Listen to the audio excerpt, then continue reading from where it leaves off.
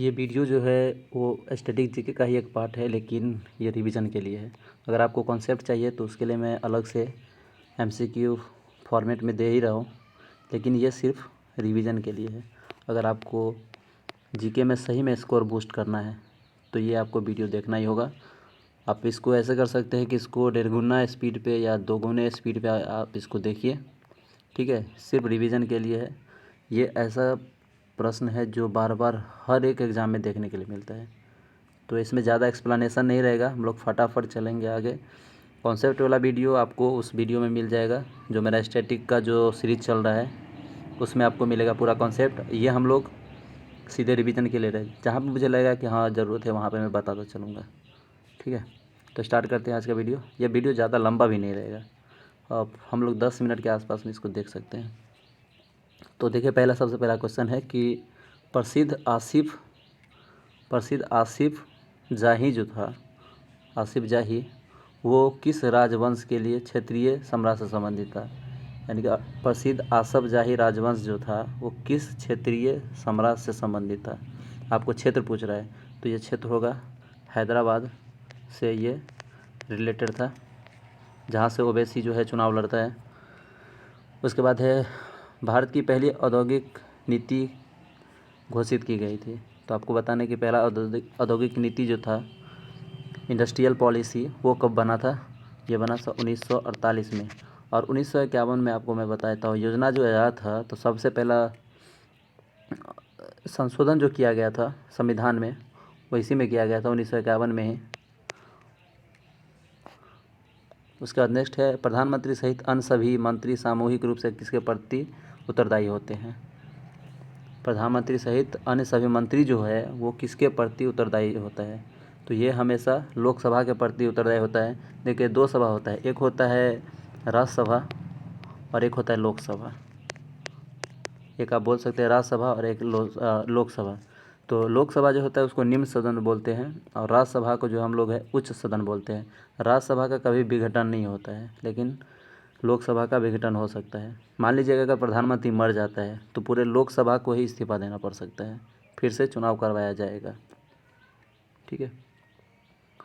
तो आगे देखिए, नेक्स्ट है रायबरेली के सैयद अहमद किस आंदोलन से जुड़े हुए थे। तो आपको बताना है कि कौन से आंदोलन से जुड़े थे रायबरेली के सैयद अहमद। रायबरेली जगह पता है, जहाँ से जहाँ से राहुल गांधी जो है चुनाव लड़ते हैं, वो रायबरेली ही है, जहाँ से अभी स्मृति ईरानी ने जीता था अभी चुनाव। तो सैयद अहमद जो था वो किस आंदोलन से जुड़े हुए थे। तो ये आंदोलन था बहावी आंदोलन, इससे जुड़े हुए थे। नेक्स्ट है आपका थांग टा जो है किस राज्य का मार्शल आर्ट है। तो थांग टा जो है मार्शल आर्ट है मणिपुर का, और मणिपुर की एक बहुत ही प्रसिद्ध खिलाड़ी है जिसका नाम है मैरी कॉम, ठीक है। एक चारू शर्मिला करके भी है। और अगर आपसे पूछे कि कलारी पैटू जो है ये कहाँ का मार्शल आर्ट है, तो आप क्या बताएंगे। तो कलारी पैटू जो है वो केरला का मार्शल आर्ट है, ठीक है। और थांगटा जो है ये है मणिपुर का। नेक्स्ट है हाइड्रोजन से नाइट्रोजन की अभिक्रिया कराकर अमोनिया प्राप्त करने का जो प्रोसेस होता है उसको हम लोग क्या बोलते हैं। तो हाइड्रोजन से नाइट्रोजन की अभिक्रिया जो करा कर जो अमोनिया बनाया जाता है उसको हैबर प्रोसेस बोला जाता है, हैबर प्रोसेस बोला जाता है, या हैबर विधि बोल सकते हैं उसको। नेक्स्ट है मानक मुद्रा के संदर्भ में अंकित मूल्य किसके बराबर होता है। तो मानक मुद्रा जो होता है, स्टैंडर्ड मनी जो होता है, ये होता है आपका आंतरिक मूल्य के बराबर होता है। नेक्स्ट है आखिरी मुगल शासक कौन था। तो आखिरी मुगल शासक था कौन, बहादुर शाह द्वितीय था अंतिम मुगल सम्राट। नेक्स्ट है बैटन का उपयोग किस खेल में किया जाता है। बैटन शब्द का जो है उपयोग किस खेल में किया जाता है। तो बैटन का उपयोग किया जाता है रिले में।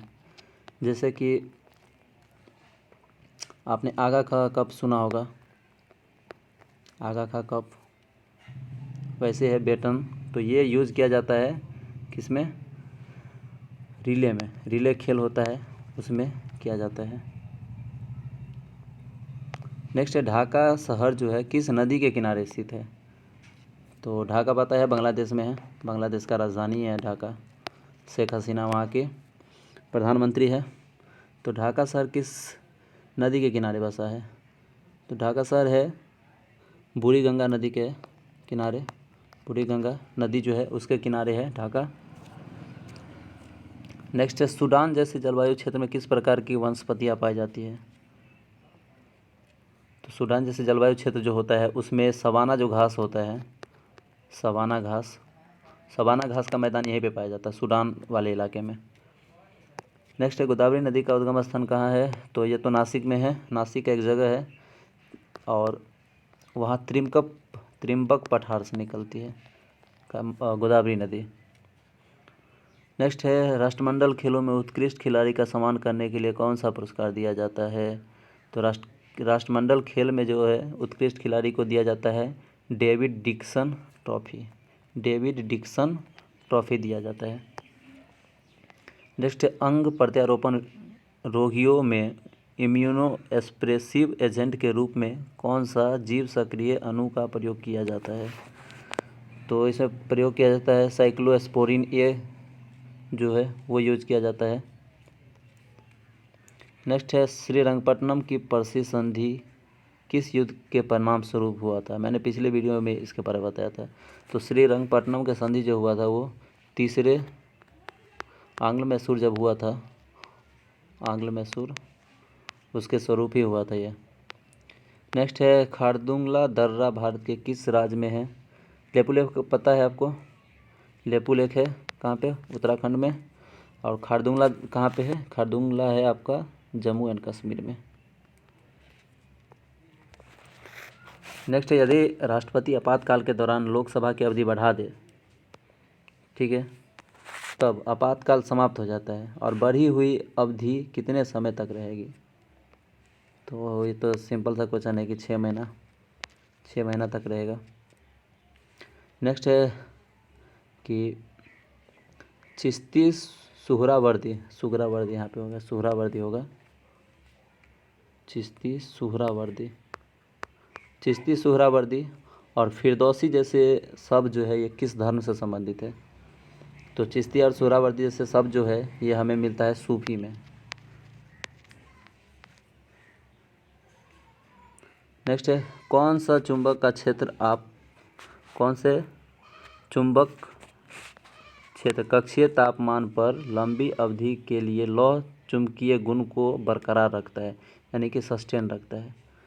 तो वो कौन सा है, वो है आपका अस्थाई चुंबक। अस्थाई चुंबक जो होता है काफ़ी समय तक, लंबे समय तक कक्षीय तापमान पर जो होता है उसको सस्टेन करके रखता है और गुण को खोने नहीं देता है। एक क्वेश्चन ये छूट गया, गोबी रेगिस्तान कहाँ पे है। तो गोबी रेगिस्तान जो है वो है मंगोलिया में, सबसे ठंडा रेगिस्तान इसको बोला जाता है और मंगोलिया का राजधानी है उलानबाटर। नेक्स्ट है आमतौर पर द्विबीजपत्री पौधे की पत्तियों में किस प्रकार की शिरा रचना पाई जाती है। तो आपको बताना है इसका।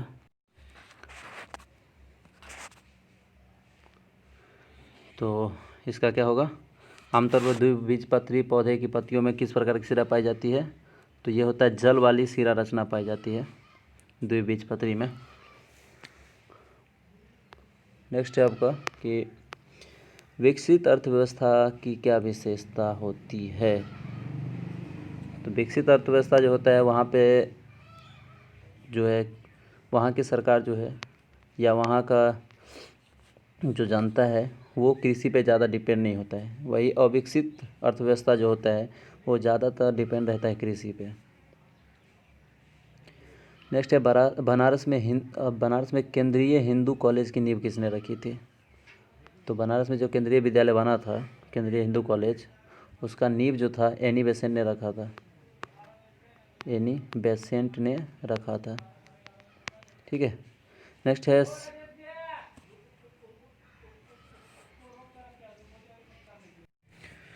चलिए नेक्स्ट देखिए, शरीर की कौन सी ऊर्जा अपनी स्थिति या क्षेत्र के कारण काम करने की क्षमता विकसित करती है? तो कौन सा ऐसा है? वो है आपका स्थितिज ऊर्जा। नेक्स्ट है इबादत खाना कहाँ पे स्थित है? तो इबादत खाना है आपका फतेहपुर सीकरी में। नेक्स्ट है भारत का राष्ट्रगान कब अपनाया गया था? भारत का राष्ट्रगान कब अपनाया गया था? 24 जनवरी 1950 को। 24 जनवरी 1950 को अपनाया गया था। नेक्स्ट है कौन सा सिट्रिक अम्ल का प्राकृतिक स्रोत है? तो सिट्रिक अम्ल होता है किसमें? नींबू में। और थीन किस में पाया जाता है? थीन पाया जाता है चाय में। और कैफीन तो पता है कि कॉफ़ी में पाया जाता है। और फॉर्मिक एसिड चींटी के डंक में। नेक्स्ट है फसलों को नियमित अंतराल पर की जाने वाली पानी की आपूर्ति क्या कहलाती है? तो इसको सिंचाई बोलते हैं। समय समय पर अगर पानी आपूर्ति अगर करेंगे तो उसको सिंचाई बोलते हैं। ठीक है। नेक्स्ट है दूसरा गोलमेज सम्मेलन कब हुआ था? दूसरा गोलमेज सम्मेलन 1931 में हुआ था और दूसरा 1932 में। तो आज के लिए इतना ही। स्टैटिक जीके का ये भी पार्ट मान सकते हैं, लेकिन इसको आप रिवीजन के तौर पे रखिए। फटाफट क्या कीजिए, मेरा सिंपल सा कहना है, इसको दोगुने स्पीड पे देखिए। 5 से 7 मिनट में आपको कम से कम 20-25 क्वेश्चन हो ही जाएगा। ठीक है। और रह गया उसका तो ऑप्शन वाला अगर बात करते हैं ऑब्जेक्टिव, तो उसके लिए तो मैं दे ही रहा हूँ अलग से एक ब्लॉग बना के या सीरीज बना के। ठीक है। चलिए एक क्वेश्चन अगर आपको पता हो तो आप मुझे बता दीजिए, कि कमेंट करके बता दीजिए कि राणा प्रताप सागर जो बांध है वो किस राज्य में स्थित है? ठीक है। अगर आपको पता होगा तो आप कमेंट ज़रूर कीजिए।